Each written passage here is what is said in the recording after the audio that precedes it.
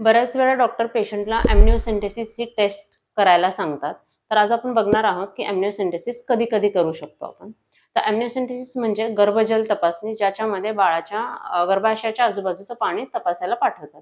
तर हे साधारणतः ज्या पेशंटची डबल मार्करची टेस्ट हाय रिस्क आलेली आहे, NIPT नावाची टेस्ट असते ती हाय रिस्क आलेली आहे, आईचं वय 40-45 आहे, ज्याला ॲडव्हान्स मॅटर्नल एज असं म्हटलं जातं, पहिल्या बाळाला डाऊन सिंड्रोम आहे किंवा पहिल्या बाळाला काही अनुवांशिक आजार आहे जे फॅमिलीमध्ये रन होत आहेत, अशा पेशंटला आपण एम्निओसेंटेसिस सांगू शकतो. तसेच काही ब्लड रिलेटेड आजार असतात की जसं की थॅलेसेमिया मेजर, आई वडील कॅरियर आहेत, पहिल्या बाळाला थॅलेसेमिया मेजर झालेला आहे, अशा पेशंटला आपल्याला एम्निओसेंटेसिस करायची गरज लागू शकते. जर NT स्कॅनमध्ये NTचं मेजरमेंट हे 3.5 mm पेक्षा जास्त असेल तर डायरेक्ट एम्निओसेंटेसिस ही टेस्ट करायला सांगितली जाऊ शकते. तसेच जेव्हा तुम्ही एनॉमली स्कॅनला येता आणि बाळामध्ये काही शारीरिक व्यंग सापडले, तर हे शारीरिक व्यंग जेनेटिक व्यंगाशी रिलेटेड आहेत का नाही हे बघण्यासाठी तुम्हाला एम्निओसेंटेसिस करायला डॉक्टर सांगू शकतात.